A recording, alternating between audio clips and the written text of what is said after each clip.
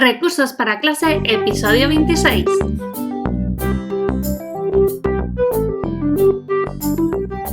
Hola, ¿qué tal? Te doy la bienvenida al podcast de Recursos para clase, donde hablamos de recursos, formaciones y tecnología en el mundo de la educación. Hoy quiero dedicar este programa a las personas que son curiosas, que quieren saber más y que están siempre picoteando y queriendo saber, conocer qué está moviéndose en el mundo de la educación.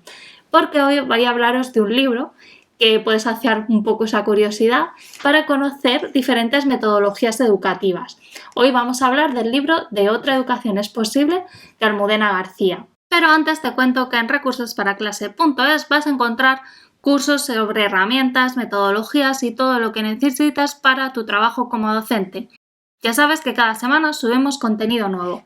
Esta semana vamos a tener el martes Masterclass sobre Introducción a la Inteligencia Emocional. Será el martes 16 a las 7 de la tarde y vamos a ver con Celia Sancho qué es la inteligencia emocional, por qué su importancia, cómo trabajar la inteligencia emocional en la clase y ideas para ponerla en práctica. Así que os espero. Y también cerraremos el ciclo lo que es el curso de inteligencias múltiples. Tendremos la última clase la semana que viene y podremos completar este super curso que tenemos de 5 clases donde hemos visto las inteligencias emocionales y cómo analizarlas y trabajarlas en clase. Así que bueno, ya no me enrollo más y vamos a por el tema del día. Hoy os quiero hablar del libro de Otra educación es posible de Almudena García. Este fue el segundo libro que hemos leído en el club de lectura y bueno, fue un libro que nos ha ayudado mucho a sentar las bases un poco de lo que son diferentes metodologías. Algunas de ellas hemos oído hablar mucho de ellas, como por ejemplo la metodología de Montessori, otras eran más desconocidas y nos ha picado esa curiosidad para poder profundizar más en ellas. Las metodologías que repasa son la pedagogía Montessori, la pedagogía Waldorf, la educación libre y educación democrática, y luego tiene un capítulo reservado para otros enfoques, donde aquí nos habla de Reggio Emilia, de Freinet, de comunidades de aprendizaje, del aprendizaje basado en proyectos, de las inteligencias múltiples y de muchos más. Lo que la autora ha conseguido con este libro es, además de hacer un repaso a lo que es la historia de la educación y la pedagogía en Europa, que es donde mayoritariamente estas metodologías surgen, nos hace ver cómo son cosas que, aunque ahora nos puedan parecer como de moda, son cosas que vienen desde hace un montón de años, que hay modelos que se han contrastado, que funcionan, se han hecho investigaciones para ver qué es lo mejor y lo peor de cada una de estas metodologías. Y este libro lo que quiere es abrirnos los ojos a cómo funcionan, a qué es lo que ofrecen y a cómo estas cosas salen de lo que es lo tradicional. Y hablando sobre esto de la escuela tradicional, quizá también las identificamos algunas de ellas como propias de escuelas privadas o de otro tipo de proyectos fuera de lo que es la educación pública, porque aquí la autora nos explica que hay veces que este tipo de metodologías no encajan con lo que son los estándares de la educación reglada, de conseguir las homologaciones de estos colegios para poder formar parte de un centro público y por lo tanto necesitan utilizar otros medios, otros mecanismos para ofrecer este tipo de formaciones. Al leer y reflexionar sobre este libro, nos poníamos primero en la situación de antes del libro y sí que nos sonaban algunas de estas metodologías, pero es cierto que hemos descubierto algunas que no conocíamos y también nos han sorprendido sus orígenes. Por ejemplo, la metodología Waldorf tiene su origen en las fábricas de tabaco en Alemania y ahí viene el nombre por aquellas fábricas de tabaco. Y nos ha ayudado un poco a querer investigar un poco más sobre estas metodologías, de dónde vienen, por qué y cómo podemos usarlas en clase.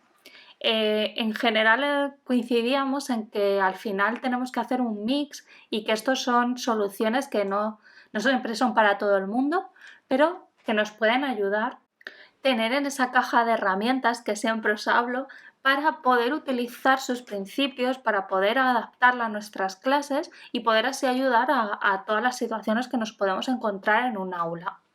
Sí que había algunas metodologías, como por ejemplo el aprendizaje basado en proyectos, que sí que se había utilizado por alguna de nuestras lectoras ya, y quizás sea una de las que está como más extendida, sobre todo en la educación primaria. Y bueno, pues nos ha ayudado a verlas de una forma más amplia y a poder coger de cada una pues que se adapta a nuestras clases, a nuestros contenidos y nuestra forma de entender la educación y de dar estas clases y sobre todo y ante todo lo que pueden necesitar nuestros estudiantes.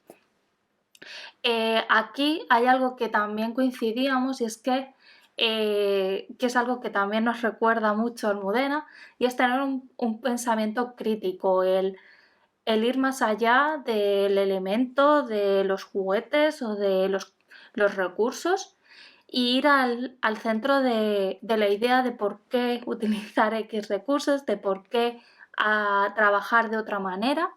Y sobre todo siempre buscar la forma de que motivemos a los estudiantes, de que los estudiantes sean el centro de la educación y que puedan de verdad desarrollarse con sus inteligencias múltiples, con sus motivaciones, con sus intereses y poder ayudarles a descubrirlos, a crecer y a desarrollarse.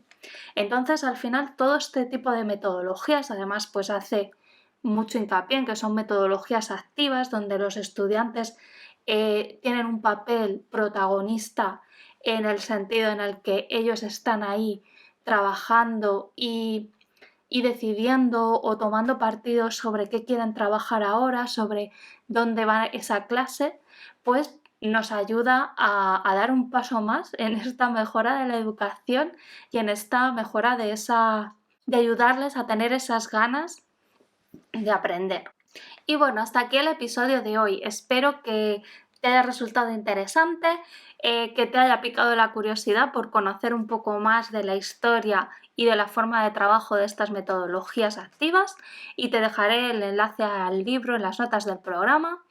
Y bueno, hasta aquí el episodio de hoy. Muchas gracias por todo, por vuestras valoraciones de 5 estrellas en iTunes, me gusta en iVoox y suscribiros a Spotify.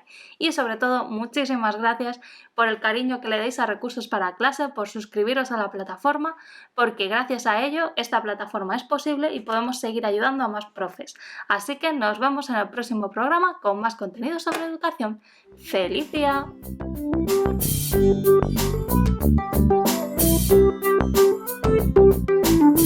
Thank you.